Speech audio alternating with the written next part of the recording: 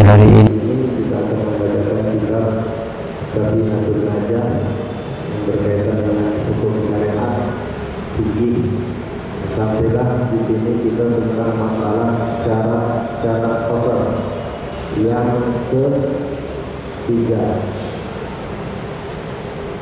Kita ulangi.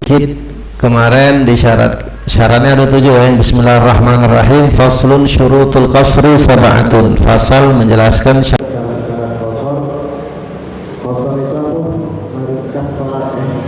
Yang sholatnya 4 jadi 2 rakaat itu namanya qasar. Mungkin sudah dijelaskan. Yang pertama syarat qasar yaitu adalah ayyakuna safaruhu marhalatain. Syarat qasar itu disyaratkan harus safarnya 2 marhalah. Kemarin kita hitung berapa jadi kilometernya 2 marhalah? 80. Ada khilaf kan kemarin kan, ada hitungan Imam Nawawi, ada sama hitungan Habib Abdurrahman Masyhur. Jadi 2 marhalah itu adalah 48 mil kemarin kan. 2 marhalah itu 48 mil, dan 1 milnya itu ada yang mengatakan 6.000 dirham, ada pula yang mengatakan 3.500 dirham. Nah, 1 dirham itu berapa senti kemarin kita hitungnya? 46,2. Kita kalikan dengan yang mengatakan 3.500 1 milnya, maka kita kalikan dengan 3.500, hasilnya kita kalikan dengan 48 mil. Atau bagi mereka yang mengatakan bahwa 1 mil itu 6.000, berarti 46,2 tadi kita kalikan dengan 6.000, kemudian dikalikan dengan 48, setelahnya dibagi 100, dibagi 1000, dibagi 100. Nah, itu hasil daripada kilometer. Berapa jadi hasilnya kemarin? Berapa? 144 kilometer. Itu bagi yang mengatakan 1 milnya 6.000. Yang mengatakan 1 milnya 3.500, jauh ini perbandingannya. Berarti 2 marhalah itu berapa jadi? 84 kilometer. Jadi kalau kita kilokan 84 kilometer. Perlu kita ingat 84 kilometer ini jarak tujuan yang kita kota tempat yang kita tujukan. Dari mana? Dari batasan kota ke batasan kota. Bukan dari tempat tinggal ke tempat tinggal, bukan. Jadi 80 km itu adalah dari batasan kota ke batasan kota tujuan. Dari batasan kota tempat tinggal kita ke tujuan batasan kota. Batasan kota tujuan.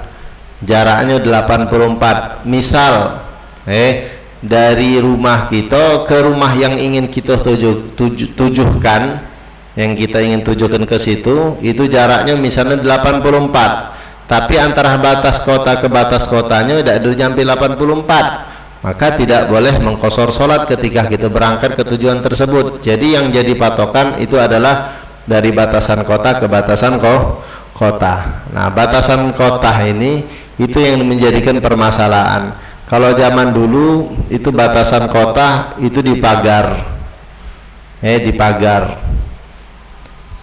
kalau seandainya tidak mempunyai pagar, maka yang menjadi batasan kota yaitu adalah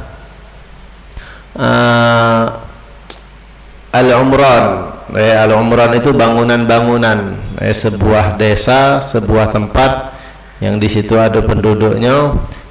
Kemudian kita melewati bangunan-bangunan tempat tinggal orang-orang kota tersebut, maka disitulah dianggap sudah keluar daripada kota. Jadi al-ibrah yang dianggap keluar kota itu ketika melewati pagar ataupun melewati bangunan-bangunan bagi kota yang tidak dikelilingi oleh pagar. Itu jadi syarat yang pertama, tujuan safarnya itu 2 marhalah. Kemudian wa ayyakuna safaruhu ayyakuna mubahan. Syarat safarnya itu syarat safar yang mubah. Apapun itu yang namanya mubah. Yang penting bukan maksiat. Ma laysa fi ma'siyatin. Safarnya bukan safar maksiat, maka dia diperbolehkan untuk menjamak qasar. Tapi kalau seandainya safarnya tujuannya ngapo kau ke sana, ngapo kau ke Jakarta, ngapo kau ke Lampung, aku nak nu Jawong aja. Misalnya baik, ini safar maksiat, maka di perjalanan dia tidak mendapatkan keringanan syariat berupa qasar atau jamak, atau apapun rukhsah atau keringanan syariat bagi mereka yang safar seharusnya ada keringanan, maka bagi dia dakati karena tujuan safarnya maksiat. Apapun itu keringanan, ya bentuknya boleh tidak puasa misalnya, kan bagi orang yang berpuasa ketika safar boleh tidak puasa ketika Ramadan, maka ini orang tidak diperbolehkan dia untuk membatalkan puasanya, karena dia tidak mendapatkan keringanan. Syarat mendapatkan keringanan tersebut dengan cara tujuan safarnya bukan maksiat.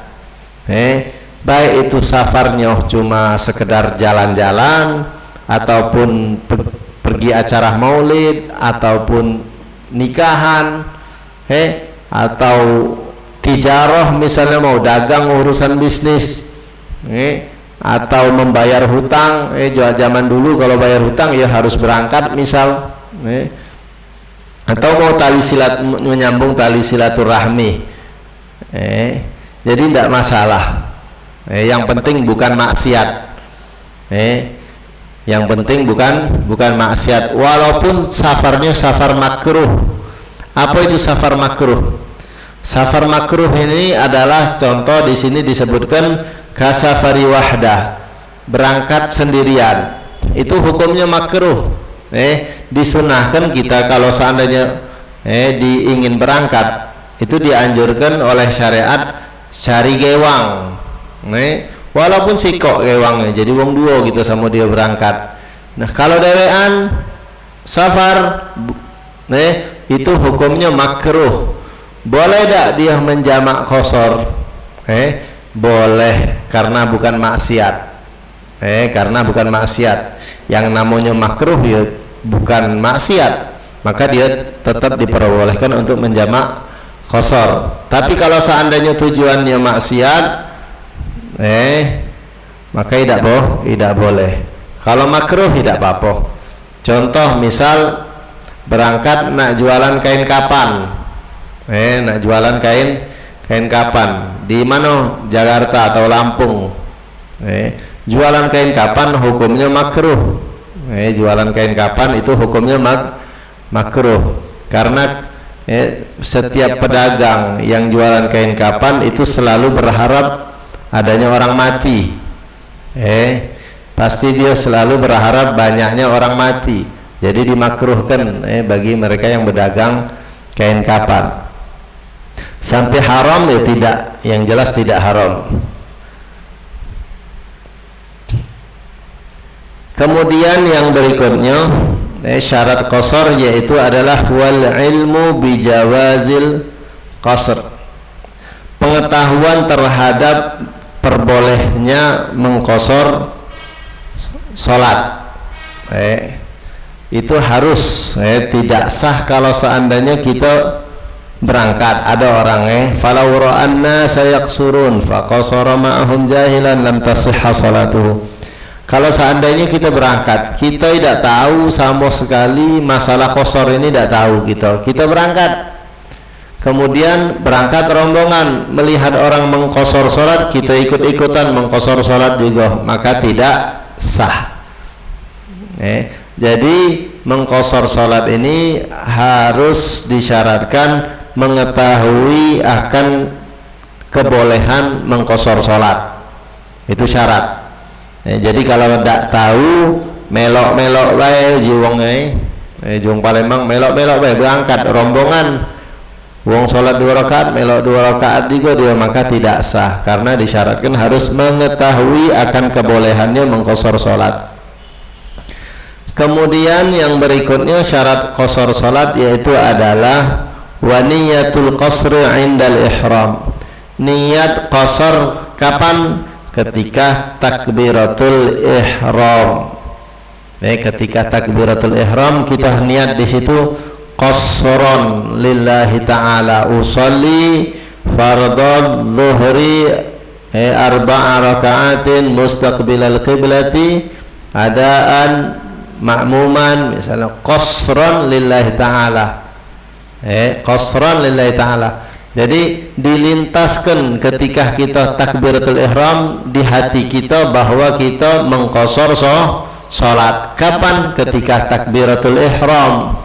Kalau seandainya kita lupa niat mengqasar sholat pas takbir seperti niat biasa ketika kita sholat sehari-hari tanpa ada niat mengqasar, takbir gitu Allahu Akbar, setelah takbiratul ihram baru terpikir kita, oh iya aku ini safar harusnya niat qasar, sudah lewat, tak pacak lagi dia mengqasar, maka harus disempurnakan sholatnya menjadi 4 rakaat. Karena letaknya niat qasar itu harus di takbiratul ihram, bukan setelahnya. Jadi kalau di takbiratul ihram dia tidak meniat qasar, maka sholatnya tetap sah dan harus disempurnakan menjadi 4 rakaat. Harus disempurnakan menjadi 4 rakaat. Tidak boleh dia mengqasar. Batal ke boleh tak? Oh jelas tidak boleh. Membatalkan sholat itu minal kabair, termasuk daripada dosa besar. Membatalkan sholat fardu. Udah masuk di dalam sholat fardu dibatalkan, maka itu hukumnya dosa besar. Tapi kalau sholat sunnah tidak dosa. Kalau seandainya sholat sunnah kita batalkan lagi sholat, ibu kita manggil atau apapun siapa misalnya, batalkan boleh tak? Tidak apa-apa, tidak berdosa sholat sunnah. Tapi kalau sholat fardu ketika kita udah mulai Allahu Akbar, maka tidak boleh dibatalkan dengan sengaja. Tidak boleh. Kalau dibatalkan dengan sengaja maka hukumnya haram, berdosa. Bahkan dosanya ini termasuk daripada dosa besar, membatalkan sholat fardu. Nah jadi ketika kita takbiratul ihram kita tidak niat qasar, maka apa yang kita lakukan tidak usah dibatalkan, sholatnya tetap sah tapi disempurnakan menjadi 4 rakaat, tetap 4 rakaat sholatnya kalau dia lupa. Jadi karena syarat itu, jadi ketika takbiratul ihram Allah niat lintas ke juga di dalam hatinya bahwa dia mengqasar sholat. Kemudian yang berikutnya, nah tadi kita ulangi lagi niat qasar tadi. Niat qasar ini tidak harus lafadznya qasran lillahi ta'ala, tidak harus. Boleh juga semakna seperti qasar, semakna qasar. Contoh usolli fardhu dhuhri salatas safar, misalnya kita usolli fardhu dhuhri salatas safar, aku niat salat zuhur salat safar, ya maksudnya salat safar itu salat qasar misalnya, maka tidak apa-apa. Jadi tidak tertentu, tidak harus lafadznya hanya qasar bae, qasran lillahi ta'ala, tidak. Atau semisalnya juga atau semaknanya juga kita niat usolli fardhu dhuhri raka'ataini, tidak pakai lafadz qasran lillahi ta'ala, maka tidak apa-apa juga, karena raka'atain jelas itu makna qasar. Salat zuhur 2 rakaat, raka'atain artinya 2 rakaat. Salat zuhur kan 4 rakaatin, 4 rakaat ketika kita niat takbiratul ihram. Tapi ketika dia niatkan di dalam hati dia salat zuhurnya 2 rakaat, berarti itulah yang dinamakan termasuk niat qasar juga. Tapi kalau tidak kate itu maka tidak boleh mengqasar. Kemudian yang berikutnya, wa an takuna as-salatu ruba'iyatan. Syarat salatnya itu salat yang 4 rakaat, yaitu zuhur, asar, dan isya. Subuh dan maghrib itu tidak boleh dikosor. Subuh menjadi 1 rakaat, tidak bisa. Maghrib menjadi berapa? 1 rakaat setengah misalnya, tidak bisa. Atau menjadi 2 rakaat, tidak bisa. Menurut pendapat yang sahih, menurut pendapat yang sahih yang diamalkan. Tapi ada pendapat, nah pendapat ini tidak boleh diamalkan, karena pendapatnya sangat dhaif, sangat lemah. Ada pendapat yang mengatakan maghrib itu boleh juga dikosor menjadi 2 rakaat, tapi ini tidak boleh diamalkan. Ini hanya pendapat yang sangat dhaif. Kemudian yang berikutnya, jadi yang tadi syarat sholatnya harus sholat yang 4 rakaat, yaitu zuhur, asar, dan isya. Yang berikutnya syaratnya adalah wa dawamus safar ila tamamiha. Wa dawamus safar ila tamamiha. Dia harus selalu dalam keadaan safar sampailah dia selesai sholat. Dawamu safarihi yaqinan fi jami'i salatihi min awwaliha ila akhiriha. Falau wasalat safinatuhu ila ma la yajuzu lahu al-qasru fihi aw shakka hal balagatuhu aw nawal iqama aw shakka fi niyatiha athima. Jadi syaratnya ketika dia takbiratul ihram, statusnya itu dalam keadaan safar sampai dia assalamualaikum warahmatullah, assalamualaikum warahmatullah, selesai sholatnya masih dalam keadaan safar. Kalau seandainya di pertengahan sholat dia menjadi mukim, statusnya menjadi mukim, maka tidak boleh, harus diitmam, sholatnya harus diitmam atau diitmam. Itmam itu disempurnakan menjadi 4 rakaat. Di pertengahan sholat, dia di pertengahan sholat tahu-tahu menjadi statusnya mukim. Oleh sebab apa statusnya menjadi mukim? Misalnya dia sudah 4 hari, dia sudah 4 hari, atau dia niat mukim, di dalam hati dia niat mukim lebih dari 4 hari, maka statusnya menjadi mukim, bukan musafir lagi.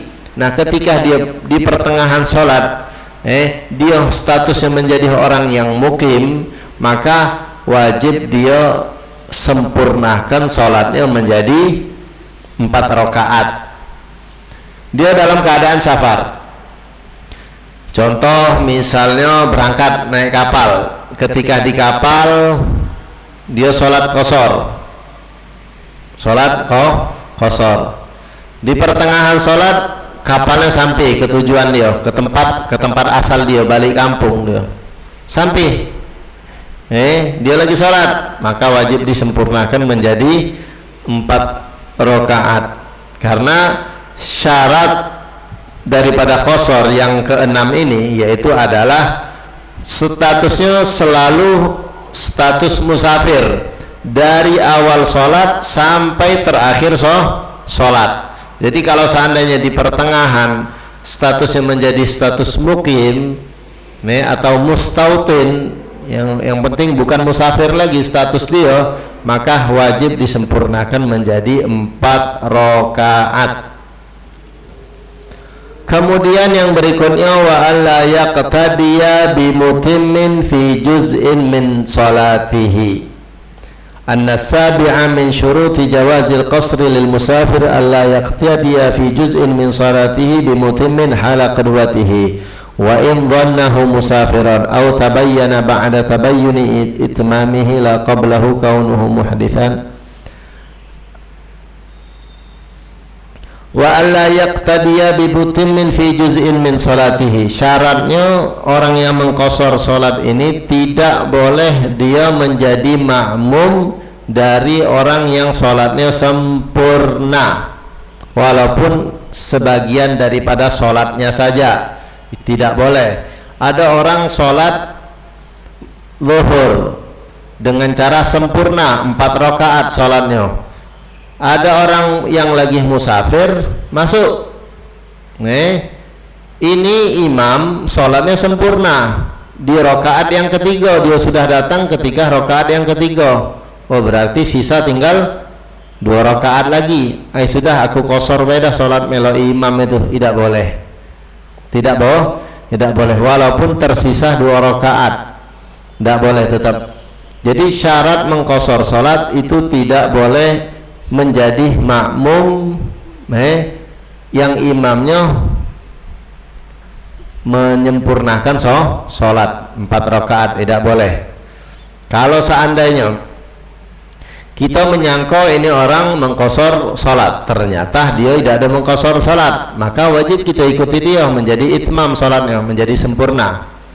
Kita sholat begitu kosor katanya jadi kita rombongan, misalnya ada pernah terjadi, ada yang menanya seperti ini, Ustaz, dulu aku ini pernah dulu berangkat katanya sama rombongan nih ngajak kosor sholat, dia yang jadi imam, dia yang ngajak kosor, tahu-tahu pas tahiyat awal tegak lagi dia, bukannya salam, jadi cak mana aku nih Ustaz katanya.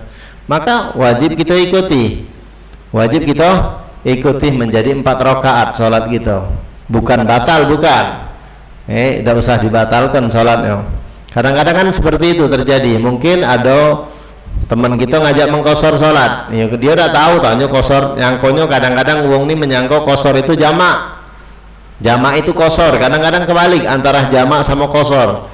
Ada juga yang menganggap hanya satu, jamak kosor, padahal beda. Jamak itu ada hukum tersendiri, kosor juga ada hukum tersendiri. Jamak itu artinya menggabungkan sholat di satu waktu, 2 sholat digabungkan di satu waktu, itu namanya jamak. Sholat zuhur di waktu asar itu namanya jamak takhir, atau sholat asar di waktu zuhur itu namanya jamak takdim. Seseorang menjamak tidak diharuskan harus mengkosor, tidak.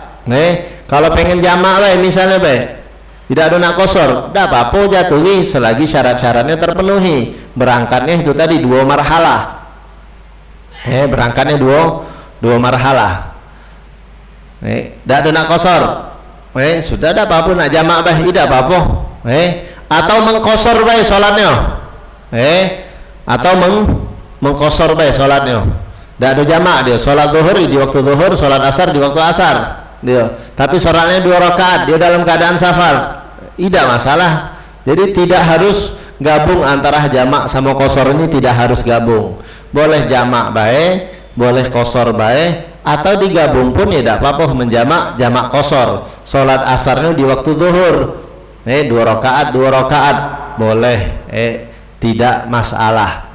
Jadi jangan disamakan. Terus juga kadang-kadang yang sering terjadi ini juga, ada orang jamak boleh karena berangkatnya tidak ada terlalu jauh, bolehnya cuma jamak kosor tidak boleh. Tidak seperti itu. Jamak sama kosor masalah jarak tempuhnya itu sama. Syarat jamak yaitu adalah ketika safarnya seperti safar kosor, safar yang diperbolehkan untuk mengkosor sholat. Kapan seseorang itu diperbolehkan untuk mengkosor sholat, maka dia dibolehkan untuk menjamak. Kapan seseorang itu diperbolehkan untuk menjamak sholat, perjalanannya jauh, jarak tempuhnya, maka dia diperbolehkan untuk mengkosor.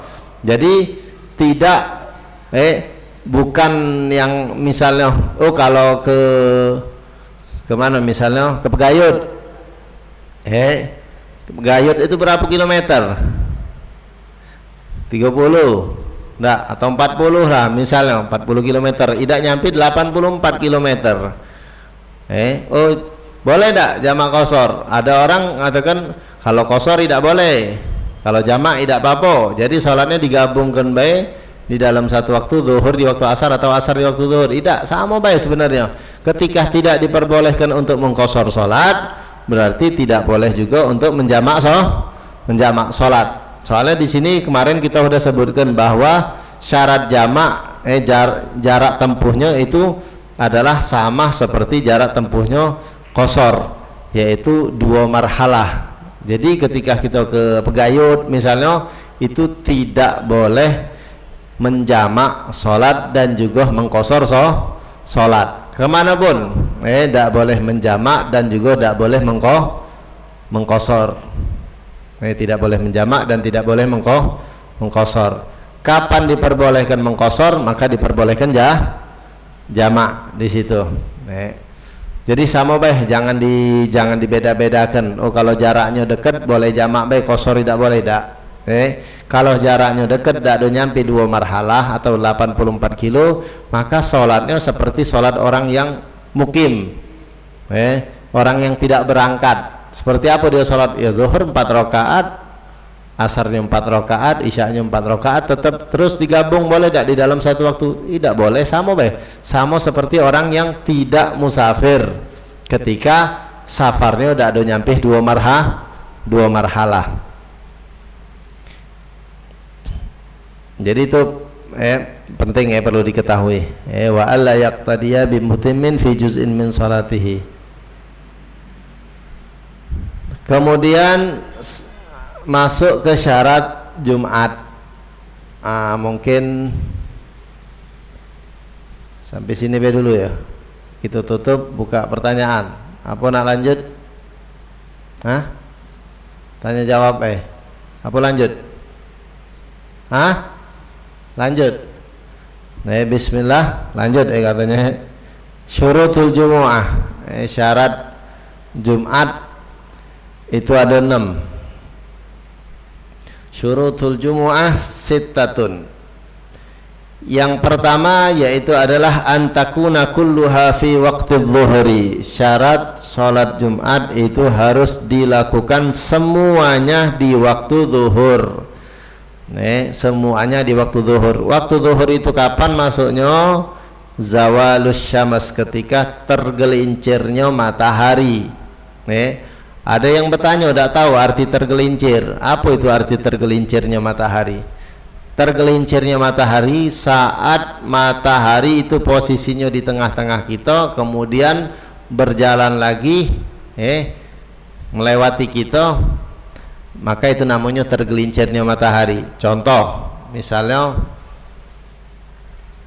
ini benda, ini benda gelas ini, terbit matahari, misal dari sini, ini bumi nih, meja ini bumi misalnya, dataran bumi, terbit matahari dari sini, terbenamnya di sini, misal, contoh baik. Nah, ketika posisi matahari di tengah-tengah, maka kita katakan ada bayangan tidak berarti? Ada tidak bayangan? Tidak katik bayangan. Itu namanya waktul istiwa. Itu namanya waktu istiwa. Ketika bayangan tidak katik, itu namanya waktu istiwa. Akhirnya ya matahari ini jalan lagi dia. Jalan lagi, minggir lagi ke sini, maka ada bayangan. Bayangannya sedikit di sini keluar. Sedikit. Nah, itulah yang namakan tergelincirnya matahari. Paham tak? Itu namanya tergelincirnya matahari. Ketika posisi matahari di tengah-tengah, atau kalau di sini misalnya matahari, maka bayangan di sini belum masuk waktu zuhur. Dia kan ketika matahari menengah-menengah, bayangannya mengecil-mengecil. Sampailah ke tengah betul-betul, bayangannya hilang. Bayangannya hilang, tak katik bayangan. Ketika geser lagi, keluar bayangan dari sebelah utara, sebelah masyrik, tempat terbitnya matahari. Ketika keluar bayangan dari sebelah sini, di sini tempat terbenam, maka masuklah waktu zuhur. Nah, tapi yang kita alami, kita tidak pernah merasa bahwa ada waktu yang di situ kita tidak punya bayangan. Pernah tidak? Tidak pernah. Karena posisi kita di Palembang ini, itu posisinya bukan di Khatulistiwa. Posisinya bukan di tengah-tengah betul. Jadi ibarat posisi kita ini di sini, posisi kita di sini, tapi mataharinya terbitnya dari sini, terbenamnya di sini. Misal ketika dia posisinya tengah-tengah, tengah-tengah sini, maka tetap ada bayangannya di sini. Bayangannya di setelah. Jadi posisi matahari di sini, maka bayangan di sini. Jadi ketika matahari geser sedikit, bayangannya miring ke sini. Makanya tidak pernah kita mengalami di situ bayangan tidak kati. Katanya disebutkan ketika bayangan tidak ada, itu namanya istiwa. Tapi tidak pernah kita bayangan, karena kita posisi kita di Palembang bukan letaknya di khotul istiwa. Khotul istiwa kalau bahasa Arab itu, katul istiwa itu ngambil dari bahasa Arab. Katul istiwa itu khotul istiwa. Khot itu garis, al istiwa lurus artinya. Bahasa Arab istawa yastawi istiwa artinya lurus, garis lurus. Seperti di mana? Katulisnya di Pontianak kalau tidak salah di Pontianak atau di daerah mana yang di situ berada di Katulistiwa, maka dia ketika waktu istiwa, maka dia betul-betul tidak ada bayangan. Ketika bergeser sedikit, masuklah waktu zuhur. Nah, jadi sholat Jumat itu harus diadakan di waktu zuhur. Terserah mau di awal waktu ataupun di pertengahan ataupun di akhir. Yang penting pelaksanaan Jumat dari khutbah sampai ke selesainya sholat salam itu harus semuanya di waktu zuhur. Tidak boleh di luar zuhur. Kalau seandainya sebagian sholatnya keluar waktunya, maka sholat menjadi 4 rakaat. Sholat Jumat bukan qasar lagi, tapi ini ya sholat Jumat 2 rakaat. Ketika kita sholat Jumat, pas di pertengahan sholat keluar waktu zuhur, adzan asar, maka sholatnya disempurnakan menjadi sholat zuhur 4 rakaat. Jadi karena syarat Jumat itu adalah dilakukan semuanya dari awal khutbah sampai terakhir khutbah itu di waktu zuhur. Jadi tidak sah kalau mulai khutbahnya sebelum adzan, biar cepat selesai. Biar jam berapa misalnya pengennya jam 12:04 selesai. Cak mana jagonya khutbahnya gitu sebelum azan khutbah lah dulu. Misalnya itu tidak sah. Jadi khutbah Jumat itu harus di waktu zuhur. Dari pengucapan alhamdulillah itu harus di waktu zuhur. Kalau assalamualaikum tidak harus. Assalamualaikum warahmatullahi wabarakatuh tidak harus di waktu zuhur, tapi mengucap alhamdulillah rukun-rukun khutbahnya itu harus di waktu zuhur. Tapi yang terjadi ya seseorang walaupun assalamualaikum udah masuk waktu zuhur dia, karena adzan dulu kan baru naik ke mimbar si khotibnya. Jadi itu antakuna kullaha fi waqti zuhri wa antuqama fi khittatil balad. Kemudian didirikan di tengah-tengah pemukiman, di tengah-tengah pemukiman, tempat yang di situ warga tinggal. Nanti tengah-tengahnya di situ diadakan Jumat. Kalau seandainya diadakan di pelosok, maka yang jaraknya jauh untuk ngancap ke Jumat tidak wajib jadinya. An-natsaniyah min syuruti sihhatil Jum'ah an tuqama fi khittati abniyati awtanil mujammi'in walau min khashab aw qasab aw sa'af wa ma bainaha min kulli mahalin la yajuzu li muridi safar al-qasru fihi. Jadi kalau seandainya jarak antara orang ini ke Jumat itu jaraknya jarak mengkosor sholat misalnya, maka tidak wajib dia untuk sholat Jumat. Jadi diadakan masjid tersebut di tengah-tengah pemukiman, atau tidak harus betul tengah tepatnya, tidak harus. Yang penting dari sudut manapun untuk ngancap ke masjid tersebut tidak ada jauh. Nah kemudian apakah sholat Jumat ini harus di masjid dilakukan? Tidak harus. Di bawah tenda pun boleh sholat Jumat ini, tidak harus dilaksanakan di masjid. Kadang-kadang wong nih kalau sholat Jumat harus di masjid, kalau di musola tidak sah sholat Jumatnya. Tidak, tidak seperti itu.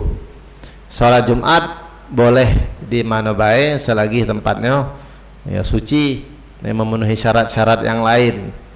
Jadi mereka yang contoh misalnya pas demo 212 kemarin, sholat di Monas, sholat Jumat yang bukan di masjid, tidak apa-apa. Jadi tidak disyaratkan sholat Jumat itu harus di masjid.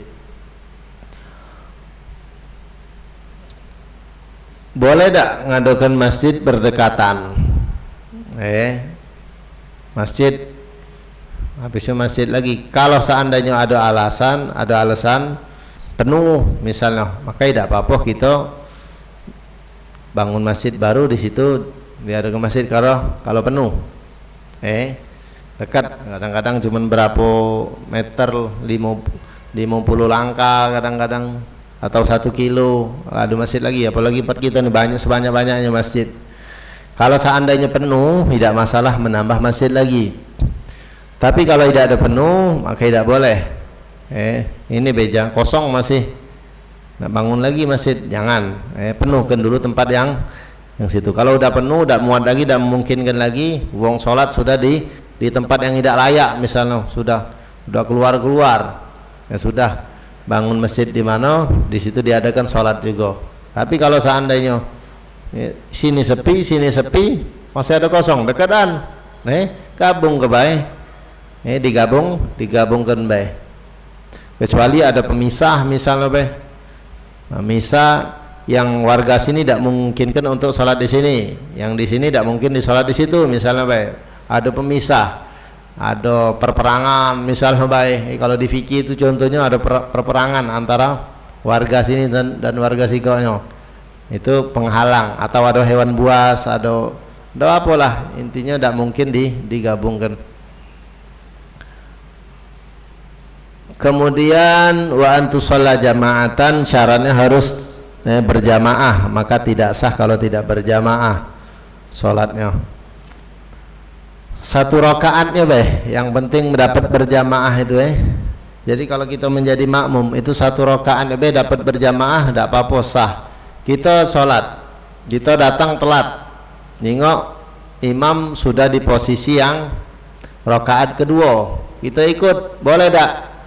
Boleh. Sholat Jumat boleh selagi kita mendapatkan tumakninah ruku kita sama rukuknya imam, dapat tumakninah, maka kita mendapat Jumat.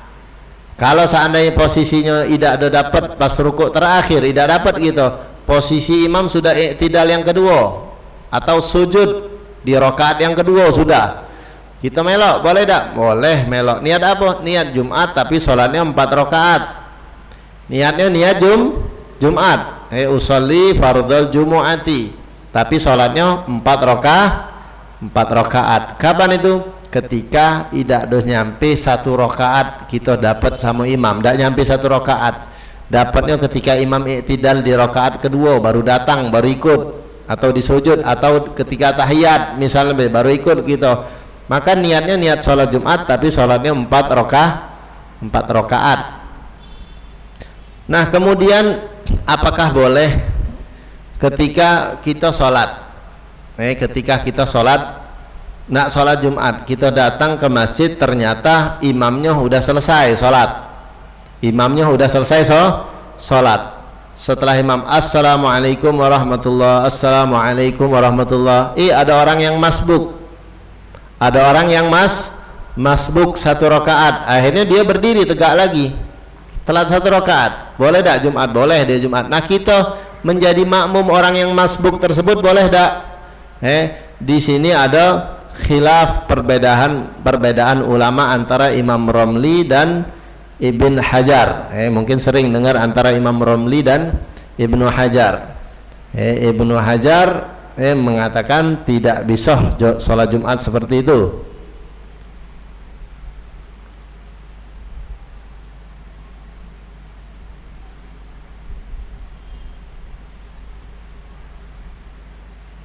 Kata Imam Romli tidak apa-apa. Jadi kalau seandainya kita ikut orang yang masbuk, ada orang masbuk 1 rakaat, tegak lagi dia, kita baru datang, baru datang, ikut dia sholat Jumat boleh tak? Boleh. Niatnya niat apa? Niat Jumat. Kata Imam Romli, walaupun kita kan dia salam, kita tegak lagi, benar tak? Ada lagi tahu orang datang yang melok belakang kita pula, kita salam, dia tegak lagi, melok lagi. Terus misalnya ke belakang dapat 1 rakaat, itu boleh boleh kalau Jumatan yang menurut pendapat Imam Romli, selagi waktunya tidak keluar. Tapi kata Ibnu Hajar tidak bisa.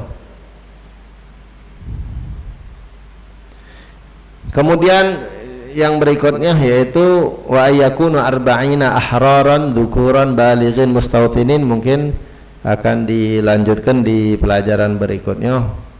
Sampai sini dulu pelajaran kita pada hari ini, mudah-mudahan bermanfaat. Kalau seandainya ada sedikit pertanyaan yang ingin ditanyakan, faddalu. Kalau tidak kate, ada. Bismillah. Assalamualaikum warahmatullahi wabarakatuh, Bib. Pertanyaan itu tentang jamaah tadi, Bib. Kemarin kan Ana pernah dengar kalau jamaah Jumat itu harus 40 orang, itu baru jamaahnya sah. Nah, sedangkan yang Ana tanyakan itu apakah ada ketentuan untuk jumlah jamaah di sholat Jumat? Terima kasih, Bib. Syarat Jumat itu harus 40. Kemudian apa lagi tadi pertanyaan?